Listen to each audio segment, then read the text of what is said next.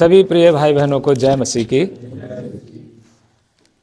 प्रभु का धन्यवाद हो कि हम आज इस 2024 साल के अंतिम महीने में पहुंच गए हैं और प्रभु हमें अपने बड़े अनुग्रह से साल भर के बहुत से उतार चढ़ाव जो हमारे जीवन में आए, चाहे वो बीमारी के रूप में हो, चाहे आर्थिक रूप से हो, चाहे किसी प्रकार के बैर विरोध से हो,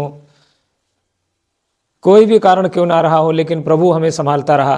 और हम आज प्रभु की दया से इस 2024 के आखिरी महीने में एक और मौका हमें प्रभु ने दिया कि हम आज इस यहोवा जिरे प्रार्थना भवन महेंद्र नगर के छोटे से झुंड में इकट्ठे हुए हैं, मंडली के रूप में प्रभु की आराधना कर सके। प्रभु की मेज में हम लोग भाग लिए और ये प्रभु की बहुत बड़ी एक सुंदरता है जो उसने अपनी मंडली के द्वारा हमको ये सौभाग्य दिया है कि हम में किसी प्रकार का कोई भी छोटा या बड़ा नहीं और कोई भी अमीर या गरीब नहीं, किसी भी प्रकार से कोई भेदभाव नहीं, चाहे किसी भी देश या राज्य के क्यों ना हो, पर आज हम प्रभु के घराने के हैं।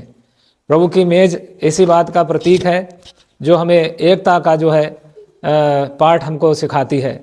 सो प्रभु का धन्यवाद हो कि सुबह से अब तक प्रभु ने हमें संभाला और हम प्रभु के इस लास्ट सेशन में हम आ सके हैं। सो आज के वचन को हम लोग देखेंगे और मेरे साथ सभी भाई बहन निकालिएगा दूसरा कुरिन्थियों और उसका 5 अध्याय और उसके 17 वचन को हम लोग जो है सब मिल करके पढ़ेंगे। दूसरा कुरिन्थियों 5 अध्याय का 17 वचन। इसलिए यदि कोई मसीह में है तो वह नई सृष्टि है, पुरानी बातें बीत गई हैं, देखो वे सब नई हो गई हैं। प्रार्थना करेंगे। प्रेमी विश्वासोग अनुग्रहकारी सर्वशक्तिमान पिता परमेश्वर, आपकी पवित्र उपस्थिति में अपने उद्धारकर्ता प्रभु यीशु मसीह के नाम से अपने सिर को झुकाते हैं। प्रभु झुककर दंडवत प्रणाम करते हैं। प्रभु जी धन्यवाद करते हैं सुबह से अब तक की सहायता भलाई के लिए जो आपने हम पर की। प्रभु अपनी उपस्थिति में, अपनी संगति में हमें रखा। प्रभु आप हमें अब इस अवसर पे लेकर आए कि हम आपके वचन के द्वारा प्रभु जी आशीष पाएँ। सो प्रभु आप ही खुद अपने वचन से प्रभु जी हमसे बोलें और बात करें, और अगर आप नहीं बोलोगे तो प्रभु जी निराश हो जाएंगे और हमें कोई भी सिखा और पढ़ा नहीं सकता। प्रभु जी आपने हम जैसे मूर्खों को चुना है, हमारे पास पहले से ही ज्ञान नहीं है। प्रभु दया करके आप हमें संभालें, खास तौर से मुझको प्रभु अपने अनुग्रह मिले, पवित्र आत्मा जी का अभिषेक दें, वचन के द्वारा मुझसे और मेरे सभी प्रिय भाई बहनों से बोलें, और प्रभु जी आपके आने के दिन के लिए हमें तैयार करें। आपके सिद्ध मार्गों में से प्रभु जी होकर जाने में आप सहायता करें। प्यारे प्रभु जी सारी धन्यवाद प्रार्थना यीशु मसीह के नाम के द्वारा सुने और स्वीकार करें, आमीन।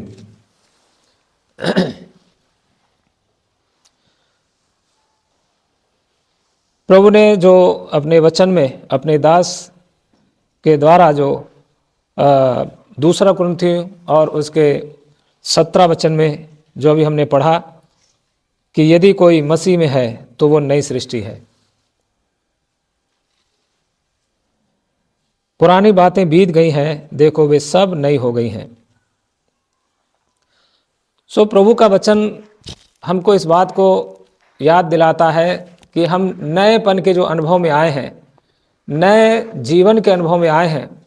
सो प्रभु हमको इस नएपन के अनुभव में बनाए रखना चाहता है और हमको किसी भी प्रकार की ऐसी बातें जो पुरानी हैं उनको ढोने की ज़रूरत नहीं है, उनको लेके बैठने की ज़रूरत नहीं है और उनको लेकर के पछताने की ज़रूरत नहीं है।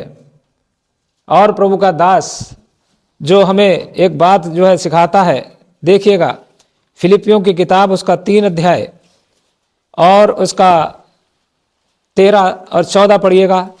प्रभु का दास पौलुस क्या बोलता है यहाँ पर। फिलिपियों 3 अध्याय 13-14। हे भाइयों, मेरी भावना यह नहीं कि मैं पकड़ चुका हूँ, हाँ परंतु केवल यह एक काम करता हूँ कि जो बातें पीछे रह गईं उनको भूलकर आगे की बातों की ओर बढ़ता हुआ निशाने की ओर दौड़ा चला जाता हूँ, ताकि वह इनाम पाऊं जिसके लिए परमेश्वर ने मुझे मसीह यीशु में ऊपर बुलाया है। हाँ। तो पौलुस भी इस बात के लिए कहता है कि मेरा मेरी भावना ये नहीं है कि मैं पकड़ चुका हूं, परंतु केवल एक काम करता हूं कि जो बातें पीछे रह गई हैं उनको भूलकर आगे की बातों की ओर बढ़ता हुआ निशाने की ओर दौड़ा चला जाता हूं, ताकि वह इनाम पाऊं जिसके लिए परमेश्वर ने मुझे मसीह यीशु में ऊपर बुलाया है। तो किसी भी प्रकार की कोई भी ऐसी बात को लेकर के हमको बैठना नहीं है, कोई बात दिल पे नहीं लेना है, किसी बात से ठोकर नहीं खाना है, किसी बात से हमको पीछे नहीं हटना है, क्योंकि हमको प्रभु इस नए अनुभव में जो लाया है, तो हमें प्रभु अपने अनुग्रह की बातें, अपनी प्रेममयी बातें, अपनी दया भरी बातें वो हमें दिखाना चाहता है ऊपर की ओर उठाने के लिए। और ये मैं समझता हूँ कि जहाँ पर किसी प्रकार की कोई रुकावट नहीं आती, कोई विरोध नहीं आता, कोई कठिन समय नहीं आता है, तो वो शायद ये बातें नहीं महसूस कर पाएंगे। जो कठिनाइयों से गुजर रहे हैं, जो परीक्षाओं से गुजर रहे हैं, जो बहुत सी ऐसी मुश्किलों से गुजर रहे हैं, वे इस बात को समझते हैं कि प्रभु की दया क्या होती है, परमेश्वर का प्रेम क्या होता है, उसकी भलाई क्या होती है, उसका संभालना क्या होता है, उसको जो प्रभु का जो अनुग्रह है वो क्या होता है। और तब हम प्रभु की आराधना और भी आत्मा और सच्चाई से करने के लिए भर जाते हैं। तो हमारे व्यक्तिगत जीवन में या पारिवारिक जीवन में या मंडली के जीवन में किसी भी प्रकार की कोई भी ऐसी कठिन परिस्थिति आई है, तो ये समझ लीजिए कि हमें एक सीढ़ी ऊपर उठाने के लिए प्रभु ने हमारे लिए मौका दिया है, ऊपर लेके जाने के लिए। और अगर हम किसी भी प्रकार से, अब जैसे हम एजुकेशनल लाइन में अगर हम देखें कि अगर पहली क्लास का बच्चा साल भर पढ़ा है, तो साल भर अगर वो पढ़ा है और उस माहौल में वो सेट हो गया है कि ये मेरी मैम है या ये मेरा टीचर है, ये मेरी किताबें हैं, ये मेरा क्लास है, यहाँ का सारा वातावरण है, वो उसी में ही अगर वो बिल्कुल सेट हो जाए कि अब मुझे यही अच्छा लग रहा है, मैं इसी में ही रहूँगा और मैं इसको नहीं छोड़ूंगा, तो फिर दूसरे क्लास में नहीं जाएगा। और दूसरे क्लास में जाने के लिए परीक्षा देना जरूरी है। तो आत्मिक जीवन में भी हमको एक एक एक स्टेप ऊपर जाने के लिए इन परीक्षाओं का सामना करना और उनमें पास होना, ये हमारे लिए बहुत जरूरी है। तो उसमें कितने लोग फेल भी हो जाते हैं, और वो फेल हो जाते हैं, वो वहीं रह जाते हैं, और 2-3 बार फेल हो गए तो वो क्लास स्कूल से भी निकल जाते हैं, नाम कट जाता है। यही चीज जो है हमारे आत्मिक जीवन की यात्रा में भी है कि कितने लोग पीछे छूट जाते हैं, कितने लोग साथ में रहते हैं, कितने लोग जो है प्रभु में बढ़ते हैं, प्रभु के द्वारा संभाले जाते हैं और ऊपर उठाए जाते हैं, वो नए नए अनुभव में से होकर के गुजरते हैं। तो इसलिए प्रिय भाई और बहनों, हमारे आत्मिक जीवन में, चाहे वो व्यक्तिगत जीवन की बातें हैं, पारिवारिक जीवन की बातें हैं और मंडली के जीवन की जो बातें हैं, वो हमारे जीवन में ऐसे ही चलती रहेंगी।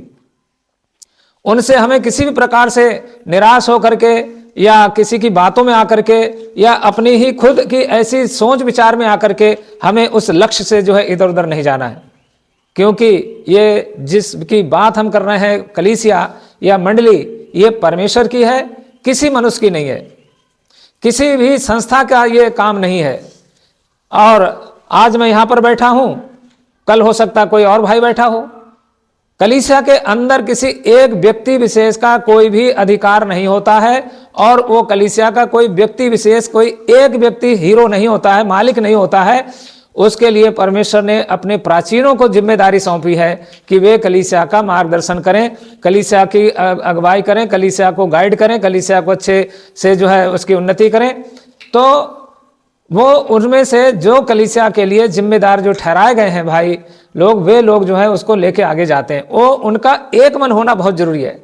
उसमें अगर किसी भी प्रकार की कोई भी ऐसी बात आ गई, पैसे का स्वार्थ आ गया, इज्जत का, कोई पद का अगर स्वार्थ आ गया, किसी और प्रकार की कोई भी अगर ऐसी बात आ गई तो वो नहीं चल पाएंगे, वो फिर साथ छूटना ही छूटना है।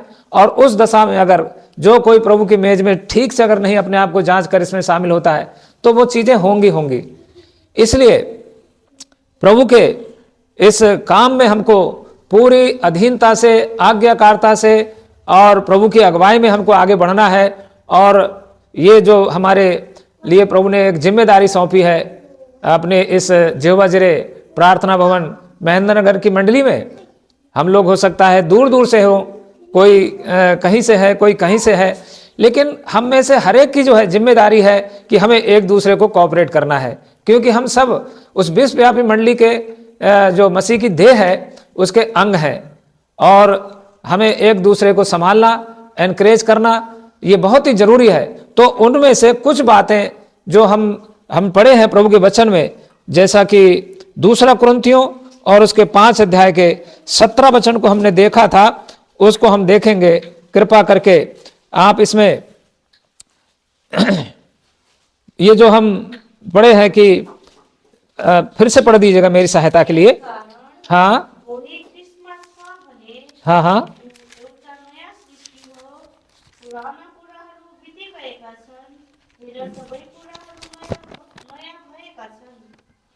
तो यहां पर जो लिखा है कि अब जो मसीह यीशु में है, क्या है ये बात? अब जो यीशु मसीह में है। यहां ये नहीं लिखा कि अब जो मसीह है, अब जो मसीह है वो नई सृष्टि है, ऐसा नहीं लिखा है। अब जो मसीह में है, तो ये बात जो है उन लोगों के लिए जो मसीह में इस तरीके से इस हाथ की उंगली इसमें और इस हाथ की उंगली इसमें इस तरीके से बिल्कुल एक हैं, तो उनके लिए ये बातें जो है वो नहीं है। अब उनके लिए पुरानी बातें किसी भी प्रकार की ऐसी जो हमारे लिए रुकावट का कारण है, ठेस का कारण है, ठोकर का कारण है, ऐसी कोई भी बात है वो सब प्रभु ने दूर कर दी है। अब हमको एक नया रास्ता, एक सरल रास्ता, एक आसान रास्ता वो हमको दिया है कि जिसमें हम आसानी से चल सकें। हमें अब किसी प्रकार की ऐसी बात नहीं छोड़ी प्रभु ने। तो वो नई बातें क्या है जिनमें हमको प्रभु जो है लेके आगे जाना चाहता है, उनको हमें ध्यान देना है। मेरे साथ निकालिएगा यहजकेल की किताब, उसका 36 अध्याय और उसके 26 वचन में।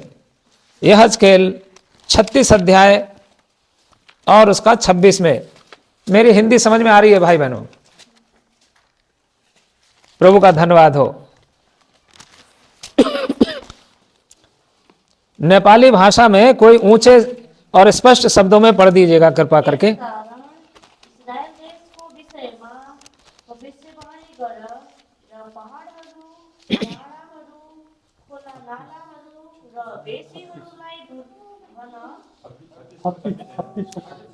छत्तीस का 26।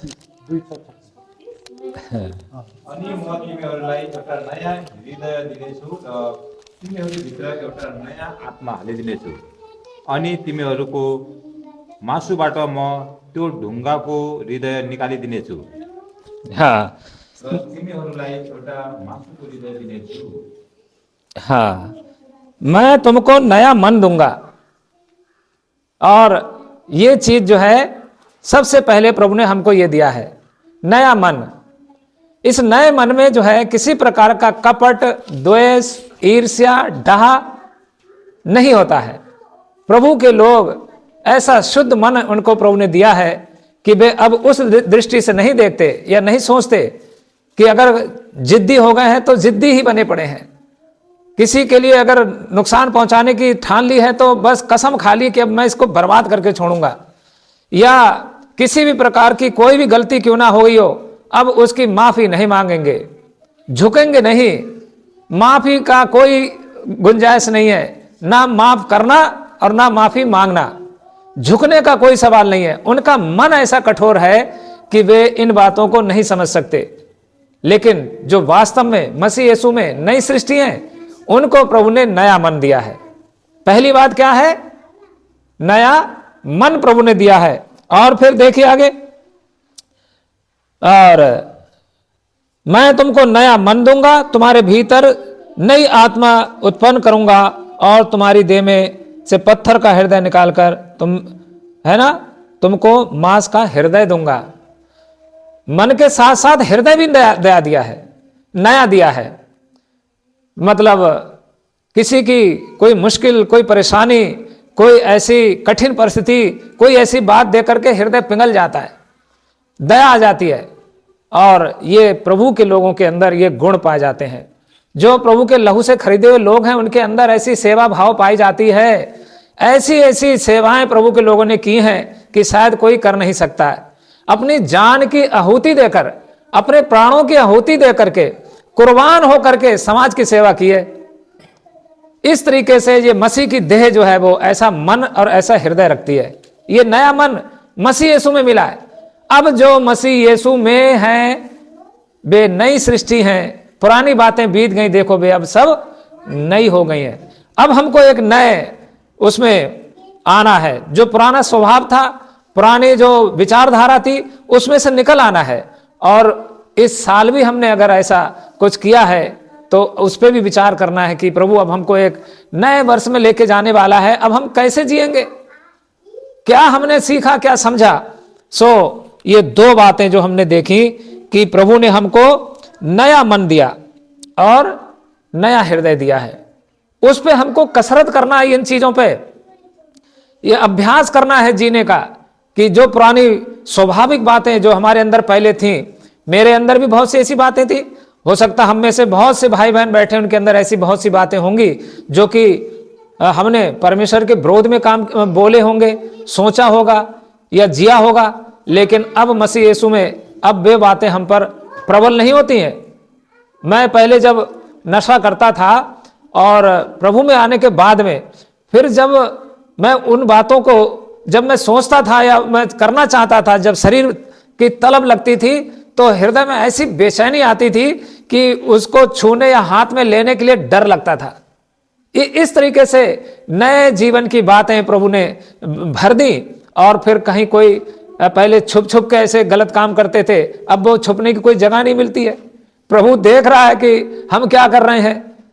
इस प्रकार से प्रभु के वचन के अनुसार 2 कुरिन्थियों 3 अध्याय के 18 वचन में जहां पर लिखा है कि हम अंश अंश करके बदलते चले जाते हैं।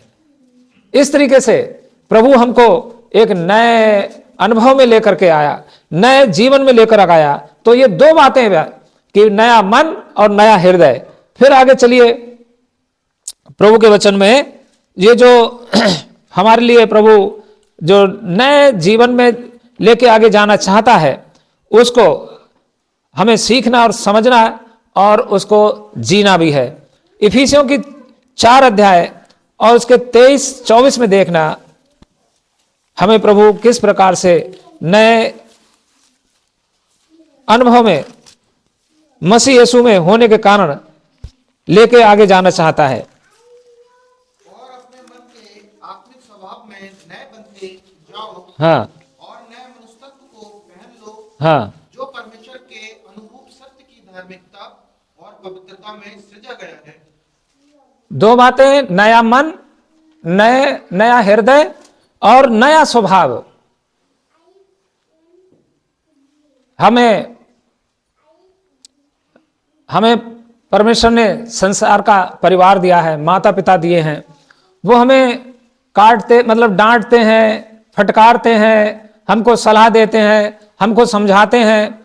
अगर वो बच्चा जिसको उनके माता पिता अगर सही राह में ले जाने के लिए उनको कुछ डांट फटकार लगाते हैं, कुछ कमी दिखाते हैं, कुछ गलती समझाते हैं कि बेटा ठीक कर ले, ये तेरे लिए नुकसान की बात है, अगर वो चिढ़ के बुरा मान के माता पिता का विरोध करे, उन्हीं पे प्रहार करे, तो क्या वो बच्चा कोई संस्कारी बन सकता है या वो कुछ जीवन में बन सकता है? वो कभी कुछ नहीं बनेगा। या वो घर छोड़ के भाग जाए तो वो क्या वो कुछ जीवन में कर पाएगा? इस प्रकार से कलीसिया के अंदर जो हमें प्रभु ने ये बातें जो रखी हैं, जो हमारे प्राचीन भाई लोग हैं या बूढ़े भाई बहन हैं, जो प्रभु के प्राचीन लोग हैं, अगर किसी प्रकार से कुछ समझाते हैं, कुछ गलती को दिखाते हैं। भाई डानियल पीलीभीत में जब संदेश दे रहे थे, दानियल दान कैसी, तो भाई बोल रहे थे कि उसमें कि जब जो भविष्यद्वक्ता है, बाइबल के अनुसार जो भविष्यद्वक्ता है, वो मंडली के अंदर छिपे हुए पाप को उजागर करता संदेश देने के द्वारा, गुप्त बातों, गुप्त पापों को उजागर करता, और लोग कायल होते हैं। वो परमेश्वर की ओर से अभिषिक्त जन है, और जब वो प्रचार करता, वचन देता, संदेश देता, तो ऐसी गुप्त पाप जो है लोगों के प्रकट हो जाते हैं, लोग रो के तौबा करते हैं, पश्चाताप करते हैं। इस तरीके की कलीसिया के अंदर काट छांट चलती है, सिद्धता में लाने के लिए, आगे बढ़ने के लिए, लोगों को प्रभु में आगे बढ़ने के लिए वचन के द्वारा इस तरीके से आगे लेके जाया जाता है। और सुसमाचार प्रचार करने वाले वे भाई लोग हैं जो कि अन्य जातियों के बीच में जब प्रचार करते हैं तो उनके पाप जो है प्रकट हो जाते हैं, वो पाप के लिए कायल होकर के पश्चाताप करके यीशु को ग्रहण करते हैं। सो इस प्रकार से हमको कलीसिया के अंदर जो इस प्रकार की जो सेवाएं प्रभु ने रखी हैं, हमको आगे ले जाने, ऊपर लेके जाने और प्रभु में जो है बढ़ने के लिए इस प्रकार की जो सेवाएं रखी हैं, तो उसमें ये ऐसा स्वभाव जरूरी है कि जब प्रभु का वचन रूपी, बीज रूपी वचन जब आए तो वो वहां पर काम करने पाए। तो हमको प्रभु ने जो मसीह यीशु में जो है नया बनाया है, उनके अंदर नया मन जरूरी है, नया हृदय जरूरी है और नया स्वभाव जरूरी है। और नहीं तो जो प्रभु का वचन आएगा वो पथरीली भूमि पे, झाड़ियों के बीच में या सड़क किनारे जो गिरेगा वो ऐसे ही जो है चिड़ियां चुंग जाएंगी, पैरों से रौंदा जाएगा, झाड़ियां दबा लेंगी और वो वचन काम नहीं करेगा। सो प्रभु में जो लोग हैं, जो भी भाई बहन हैं, उनको इस प्रकार के नए स्वभाव में जो है आगे बढ़ना है। उनमें से पहला नया मन, नया हृदय और नया स्वभाव, तीन बातों को। और चौथी बात को देखिएगा इसी में से हम और भी एक दो बात अगर देखें फिलिपियों 2:5 में, तो वहां पर भी प्रभु ने हमें जो स्वभाव दिया है उसको हमें धारण करना है, संभाल के रखना है और उसके लिए जीना है। फिलिपियों 2:5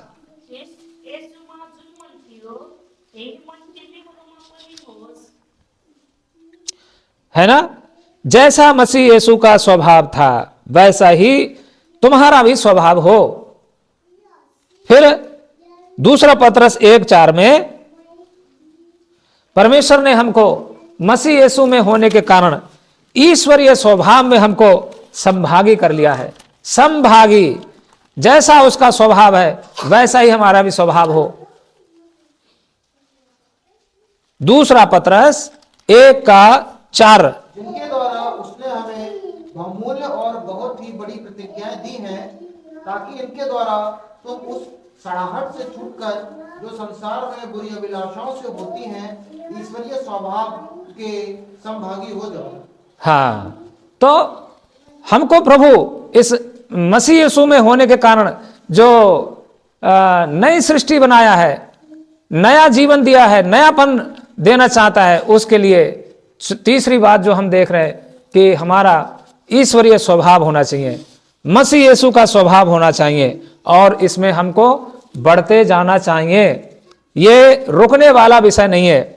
चौथी बात को हम देखेंगे 1 कुरिन्थियों उसका 1 अध्याय और उसके 30 वचन में।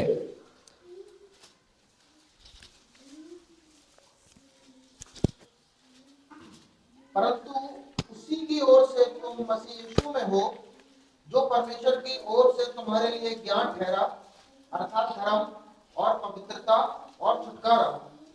हाँ, यह जो है यहां प्रभु ने हमको नई धार्मिकता दी है। क्या लिखा है? नेपाली में पढ़िएगा। तर उहाँद्वारा नै तिमीहरू ख्रीष्ट येशूमा छौ, जो परमेश्वरपट्टिबाट हाम्रा निम्ति बुद्धि, धार्मिकता, पवित्रता र छुटकारा ठहरिनु भएको छ। हाँ, यहाँ नेपाली भाषा में ठीक लिखा है धार्मिकता, वहां धर्म लिखा हुआ है ना। तो प्रभु यीशु मसीह में जो है उनको नई धार्मिकता मिली है। और ये रोमियो और उसका 4:25 में लिखा है कि यीशु मसीह के जी उठने के कारण हम धर्मी ठहरे। तो ये चौथा पॉइंट जो है जो मसीह यीशु में हैं उनको नई धार्मिकता मिली है। और ये ऐसे अनमोल रत्न हैं जो पैसे से नहीं खरीदे जा सकते, जो कहीं कमाए भी नहीं जा सकते, इन्हें कोई दे नहीं सकता है। ये मसीह यीशु में होने के कारण हमको ये अनमोल रत्न मिले हैं। और ये चौथा जो हम देखे हैं कि जो मसीह यीशु में हैं उनको नई धार्मिकता मिली है। पहला कुरिन्थियों 2:14 में भी हमें ये पढ़ने को मिलता है, परंतु शारीरिक मनुष्य परमेश्वर के आत्मा की बातें ग्रहण नहीं करता, क्योंकि वे उसकी दृष्टि में मूर्खता की बातें हैं, और न वह उन्हें जान सकता है, क्योंकि उनकी जांच आत्मिक रीति से होती है ना। ये बातें जो लोग उस मसीह, जैसे मसीह कहलाते हैं कि हम मसीह हैं, हम मसीह हैं, या हम क्रिश्चियन हैं, नामधारी ईसाई हैं, नॉमिनल क्रिश्चियन, वो इस बात को नहीं समझ सकते। लेकिन जो पापों की क्षमा पाए हुए, प्रभु के लहू से खरीदे हुए, परमेश्वर की ओर से चुने हुए लोग जो हैं, वे इन बातों को समझते हैं। चाहे वे पढ़े लिखे ना भी हो तो भी प्रभु का आत्मा उन्हें समझाता है। प्रभु ने हमें बड़ी कृपा से, बड़ी दया से हमको ये ऐसा जो मसीह यीशु में है उनको नई सृष्टि बनाया है। पुरानी बातें सब दूर कर दी हैं, अब नए हमको बना दिया है। इसको हमें जीना पड़ेगा, इसके लिए हमें स्वयं ही जीना पड़ेगा, हमारे बदले में और कोई नहीं जिएगा। और इसके लिए हमें बहुत ही जागरूक रहना है और हमें इस प्रकार से प्रभु के इस अनुभव में बढ़ते जाना है। तो पहली बात हमने क्या देखी कि जो मसीह यीशु में है उनको नया मन मिला है, जो मसीह यीशु में है उनको नया हृदय मिला है। और तीसरी बात कि जो मसीह यीशु में है उनको नया स्वभाव मिला है, और जो मसीह यीशु में है उनको नई धार्मिकता मिली है। पहले के जितने भी जो है क्या नाम ठटकरम कह लो, या जो परंपरा कह लो, रीति रिवाज कह लो, या जो भी अंधविश्वास की बातें थी, वे सब मसीह यीशु में दूर हो गई हैं। परंतु अब हमको एक नई धार्मिकता मिली है जो स्वर्गीय है। और 5वें पद में, 5वें पहलू में हम जो है देखेंगे भजन संहिता की पुस्तक उसका 40 अध्याय का 3 वचन में, वहां पर हमें मिलता है कि उसने मुझे एक नया गीत सिखाया, हाँ, जो हमारे परमेश्वर की स्तुति का है। बहुतेरे यह देखकर डरेंगे, हाँ, और यहोवा पर भरोसा रखेंगे। परमेश्वर ने हमें हमारे मुख में नया गीत डाला है ना।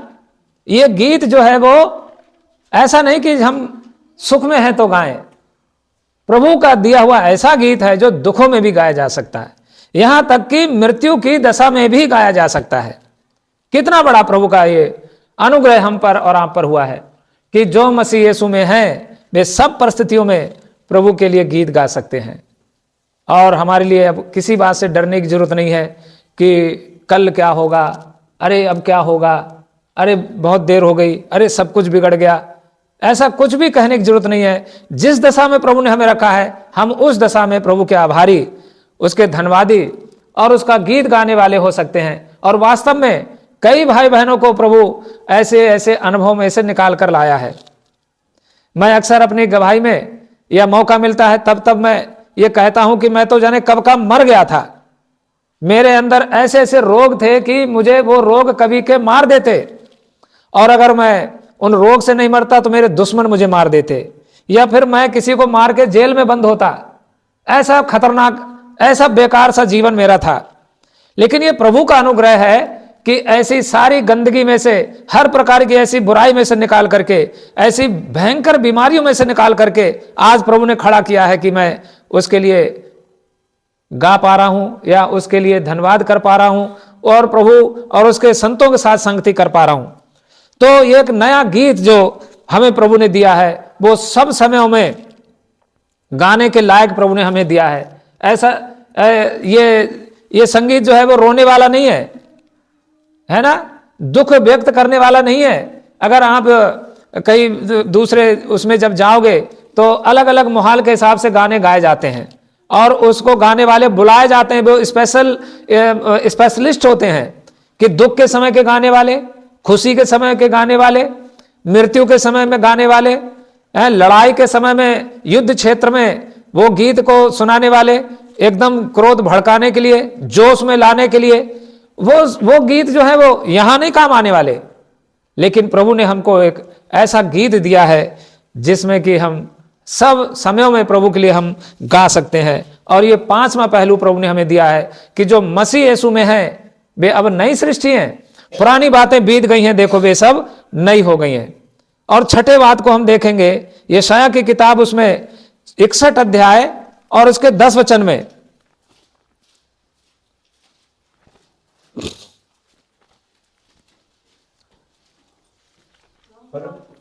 प्रभुमा अत्यन्तै रमाउनेछु, मेरो प्राण मेरो परमेश्वरमा आनन्दित हुनेछ, किनकि जसरी दुल्हाले आफूलाई पगडीले सिँगार्छ र जसरी दुलहीले आफूलाई आफ्ना गरगहनाले सिँगार्छे, त्यसरी नै उहाँले मलाई उद्धारका वस्त्रहरू पहिराइदिनु भएको छ, उहाँले मलाई धार्मिकताको पोशाकले ढाक्नु भएको छ।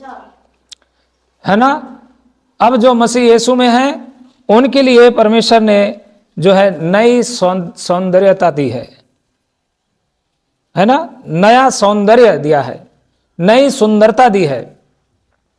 इसके लिए किसी प्रकार से हमें ये अब चिंता करने की जरूरत नहीं है कि अब हमारा शरीर बुढ़ापे की ओर जा रहा है। हमारा शरीर बुढ़ापे की ओर जा रहा है, अब ये स्किन भी जो है वो हो गई है थोड़ी, और अब इसके लिए संभाल कर रखना है, कुछ लगाना है, कुछ केमिकल लगाना है, अब बाल कुछ या कुछ और प्रकार के कुछ मतलब जो प्रभु की ओर से जो हमें सौंदर्यता मिली है वो ऐसी सौंदर्यता मिली है जो कभी भी मिटने वाली नहीं, कभी खराब नहीं होने वाली। और इसे जरा हिंदी में पढ़ना।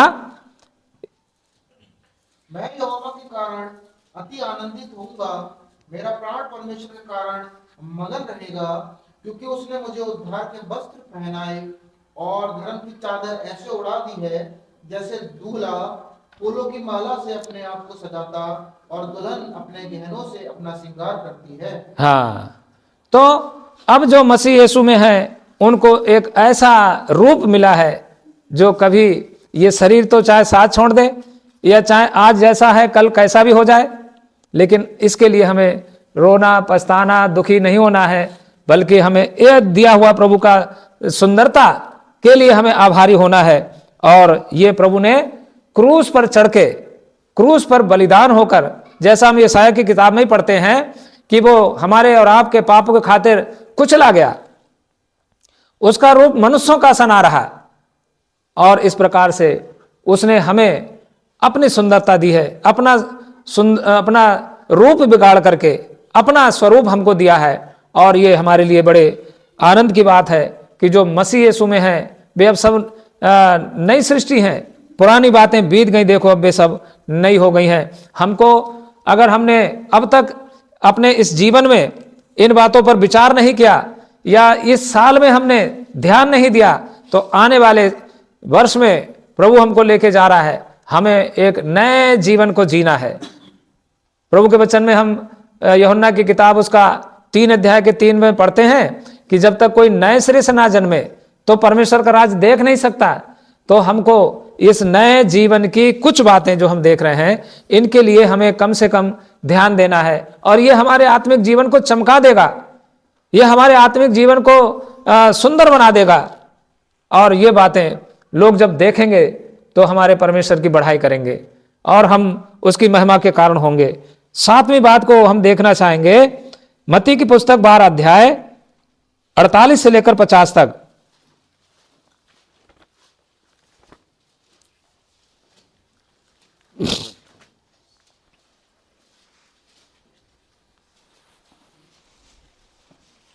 यह सुनकर उसने कहने वाले को उत्तर दिया, कौन है मेरी माता और कौन है मेरे भाई? और अपने चेलों की ओर अपना हाथ बढ़ाकर कहा, देखो मेरी माता और मेरे भाई ये हैं।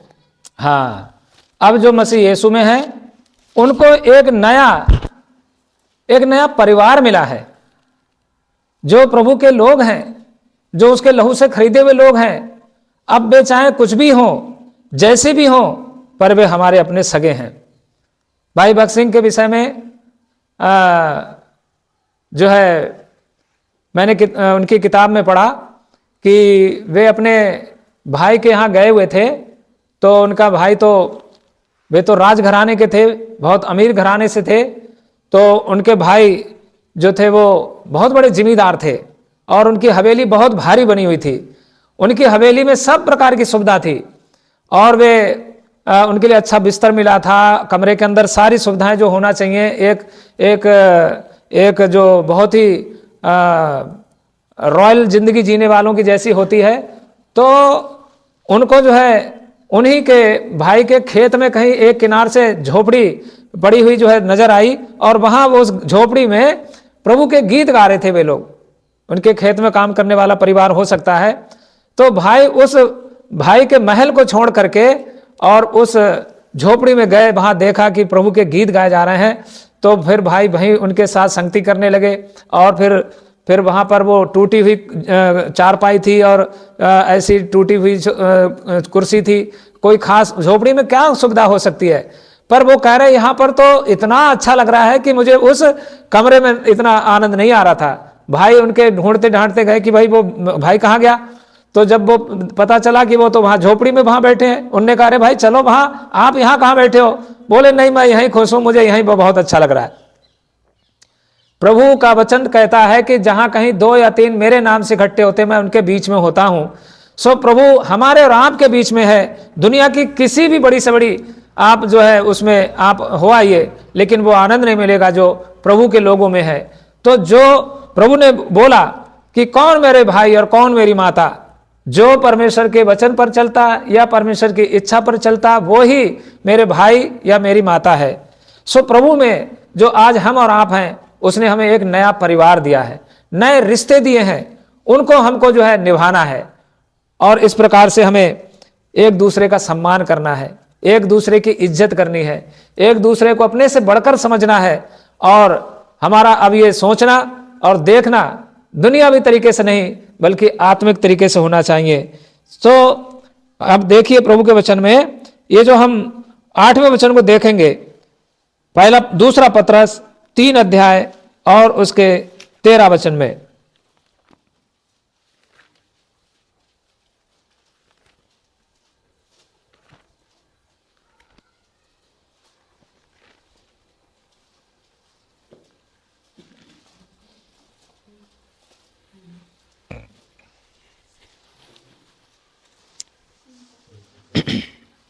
तीन का प्रतिज्ञा के जी अनुसार हम एक नए आकाश और नई पृथ्वी की आस देखते हैं जिनमें धार्मिकता वास करेगी।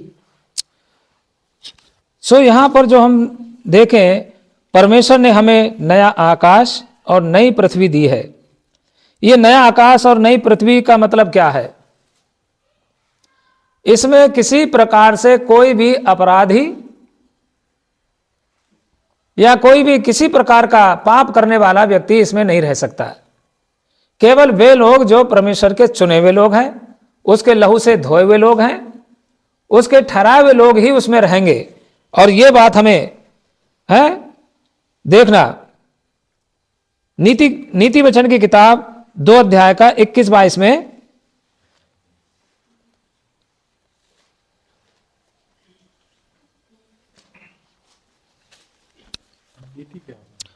जी, नीति वचन 2 का 21-22।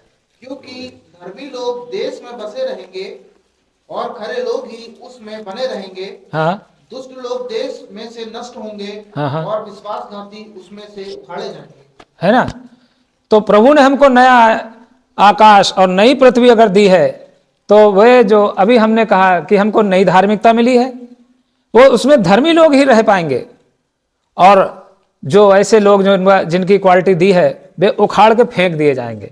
सो अगर आज हम उसके घराने में पाए जाते हैं, उसके परिवार में पाए जाते हैं, एक नए संबंध में हम लोग अगर जोड़े गए हैं, तो हम ही लोग जो हैं प्रभु के आने पर उठाए जाएंगे और उसके नए आकाश और नए पृथ्वी जो उसने बनाई है उसमें रहने पाएंगे।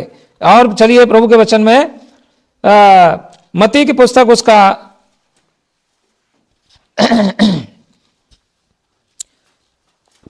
25 का 34। तब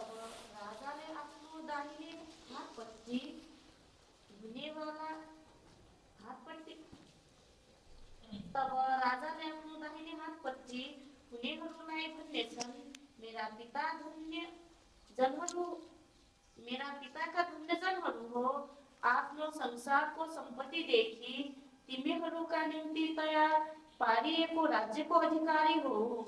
हाँ, ये एक शब्द, हे मेरे पिता के धन्य लोगों, है ना, लिखा है। हाँ हाँ हाँ, 25 का 34। तो परमेश्वर ने मुझे और आपको, जो किसी लायक नहीं थे, कोई भी योग्यता नहीं थी, उसने अपने बहुमूल्य लहू से खरीदकर अपने मारे जाने, गाड़े जाने, जी उठने के द्वारा हमें धर्मी ठहराकर एक नए आकाश और नई पृथ्वी में प्रवेश पाने का और उसमें रहने का हमको सौभाग्य दिया है। और प्रभु के वचन में हम ये देखते हैं कि जो मसीह यीशु में हैं वे नई सृष्टि हैं, पुरानी बातें बीत गई, देखो वे अब सब नई हो गई। क्या हमें इस बात के लिए खुश नहीं होना चाहिए, आनंद नहीं मनाना चाहिए और इसके लिए प्रफुल्लित नहीं होना चाहिए? अपने अंदर पुलकित होना चाहिए और एक दूसरे को भी उभारना चाहिए। ये बातें जो प्रभु के दया से हम पर प्रकट हुई हैं, हमको मिली हैं, इसके लिए दीवाना हो जाना चाहिए। दुनिया की व्यर्थ और फालतू बातों को बिल्कुल दिल दिमाग से निकाल देना चाहिए, क्योंकि यही एक जो है प्रभु की ओर से ठहराया हुआ नियम जो प्रभु ने हमारे जीवन में पूरा किया है, इसी के माध्यम से हम लोग स्वर्ग में प्रवेश कर सकते हैं। लेकिन जब उस समय न्याय की घड़ी होगी, जब इस प्रकार से जो अपनी मर्जी से जिए हुए लोग, अपने तरीके से जीने वाले लोग जब छोड़े जाएंगे और उनके ऊपर विपत्ति जब पड़ेगी, तब उनके दिल में क्या बीतेगी, ये तो वही समय बताएगा। इसलिए अभी हमारे पास समय है कि जो मसीह यीशु में हैं वे नई सृष्टि हैं, पुरानी बातें बीत गई हैं, देखो वे सब बातें नई हो गई है। तो जो पुरानी बातें अभी भी हमारा पीछा कर रही हैं, उनसे पीछा छुड़ाना है, उनको छोड़ देना है, उनको लेकर नहीं चलना है। बंदर के जैसे उसका बच्चा मर जाता है तो वो सीने से लगाए घूमता, चाहे उसमें कीड़े पड़ जाए, बदबू या पस छूटे, पर वो छोड़ता ही नहीं है। हमें पुरानी बातें इस तरीके से लेके नहीं जाना है ना। इसलिए हमको नएपन के जीवन में आना है। और प्रभु के वचन में हम आके देखेंगे 9वें पॉइंट को, यशायाह 40 का 31 पढ़िएगा मेहरबानी से।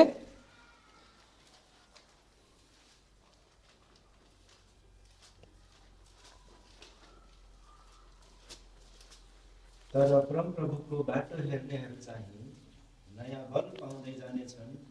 उनीहरू चिलहरू झैँ पखेटाले उभो गर्नेछन्। उनीहरू दगुर्नेछन् र थकित हुने छैनन्। उनीहरू हिँड्नेछन् र भयानक हुने छैनन्। है ना। यहाँ पर हम ये देखते हैं कि परमेश्वर ने हमें नया बल दिया है। परमेश्वर ने हमें नया बल दिया है। ये बल जो है मेवा खाने से नहीं आता है, दूध और घी खाने से नहीं आता है। ये बल जो है हमको ये प्रभु यीशु मसीह के मारे जाने, गाड़े जाने, जी उठने पर विश्वास करने के द्वारा मिलता है। क्योंकि प्रभु यीशु मसीह का जी उठना मृत्यु को हराया है। प्रभु यीशु मसीह का जी उठना मृत्यु को हराया है। कोई भी बड़ा से बड़ा साइंटिस्ट, वैज्ञानिक, डॉक्टर, पैसे वाला, कैसा भी कोई क्यों ना हो, मृत्यु को कोई नहीं आज तक हरा पाया। प्रभु यीशु मसीह ने मृत्यु को हराया है। ये पुनरुत्थान की सामर्थ्य मेरे और आपके अंदर काम करती है। ये सब कामों में काम आती है, सब बातों में काम आती है प्रभु यीशु मसीह के जी उठने की सामर्थ्य, जिसको पुनरुत्थान की सामर्थ्य कहते हैं। ये पुनरुत्थान की सामर्थ्य कलीसिया को प्राप्त है। किसे प्राप्त है? कलीसिया को। और कलीसिया क्या है? हम और आप लोग। भाई कलीसिया कोई ये दीवारें थोड़ी नहीं है, ये हॉल भी नहीं है। कलीसिया हम और आप हैं। तो ये कलीसिया के लिए जो है पुनरुत्थान की सामर्थ्य प्राप्त है। और कलीसिया के अंदर जो पुनरुत्थान प्राप्त है, वो उसके अंदर उद्धार पाए हुए लोग पाए जाते हैं। जिसका उद्धार हुआ है उसी को नया बल मिला है। वो किसी भी प्रकार की निर्बलता में उसे काम आती है।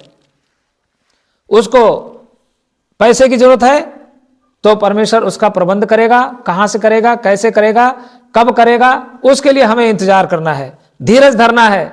सब्र करके प्रभु पे भरोसा करके रहना है और उसका प्रभु अपने समय में प्रबंध करेगा। चाहे बीमारी की, चाहे किसी भी प्रकार की कोई भी दुर्बलता, मसीह यीशु में जो है उनको नया बल मिला है और ये नया बल उद्धार पाए हुए लोगों के लिए कलीसिया के अंदर जीने से मिलता है। और ये बात जो है हम जब संगति करते हैं, जब हम कलीसिया के साथ संगति करते हैं, कलीसिया के साथ प्रभु भोज करते हैं, कलीसिया के साथ प्रार्थना करते हैं, कलीसिया के साथ आराधना करते हैं, इन बातों से बल हमें मिलता है। हम आत्मिक रीति से बलवान होते चले जाते हैं। प्रभु ने हमको जो मसीह यीशु में है वे अब नई सृष्टि हैं, पुरानी बातें बीत गई हैं, देखो वे सब नई हो गई हैं। उनमें से एक पॉइंट है कि हमें मसीह यीशु में नया बल मिला है। हमें अपनी किसी भी कमजोरी को लेकर बैठना नहीं है, किसी भी कमजोरी को लेकर के रोना नहीं है कि हमें प्रभु ने ऐसा प्रबंध किया है कि उसको हमें अपने काम में लाना है और वो व्यक्तिगत, पारिवारिक, मांडलिक रूप से हमें आगे जाना है। ये बल में हमको बढ़ना है। प्रभु हमारी सहायता करे। हमारे पास ज्यादा समय नहीं है कि हम आगे जाएं और हमने जो प्रभु के वचन से जो हमने पहलू देखे हैं उनमें से हमको अब अपने जीवन में उन्हें जीना है। सो सबसे पहली बात हमने देखी कि परमेश्वर ने हमको जो मसीह यीशु में है नया हृदय दिया है, नया मन दिया है और नया आत्मा दिया है, नया स्वभाव दिया है, नई धार्मिकता दी है। परमेश्वर ने हमको नया गीत दिया है, प्रभु ने हमको नई सुंदरता दी है और हमको प्रभु ने हमें नए संबंध दिए हैं जो प्रभु के लोगों के साथ प्रभु ने हमें दिए हैं। आज मैं जिस जिला में रहता हूँ उसी जिला का मैं रहने वाला हूँ और बहुत बड़ा परिवार है मेरा, लेकिन फिर भी मैं उसमें इतना आनंदित नहीं होता। जो प्रभु के थोड़े और साधारण लोग हैं उन्हीं के बीच में मुझे जो आनंद मिलता है, या जहाँ कहीं भी प्रभु के लोग हैं वो मेरे अपने सगे से बढ़कर हैं और वो मेरे अपने ही हैं। और इसी अनुभव में प्रभु मुझे अपने ये जेहोवा जिरे प्रार्थना भवन महेंद्र नगर नेपाल के छोटे से झुंड में लाया जो मेरा अपना परिवार है। प्रभु ने हमें नए संबंध दिए हैं और नया आकाश और नई पृथ्वी प्रभु ने हमें दी है। ये केवल उन लोगों के लिए है जिन्हें पाप क्षमा मिला है, जिनको प्रभु ने धार्मिकता का जीवन दिया है। अपराधी और पाखंडी लोग नहीं जाएंगे उसमें। प्रभु ने हमें अपने बहुमूल्य लहू से खरीदा और उस पवित्र लहू से हमें धोकर शुद्ध किया है। उस नए आकाश और नए पृथ्वी में प्रवेश पाने का हमें अधिकार मिला है जिसके लायक हम नहीं थे, और प्रभु ने हमको नया बल दिया है। इस प्रकार से हमको एक नया जीवन प्रभु ने दिया है जो हमने 10 पहलुओं को हमने देखा है। प्रभु हमारी सहायता करे कि हम इसमें हम बने रहें और बढ़ते जाएं और एक दूसरे को उभारें और प्रभु की महिमा करें, उसके आने के दिन के लिए तैयार हों। प्रभु हम सबको आशीष दे। सभी भाई बहनों को जय मसीह की।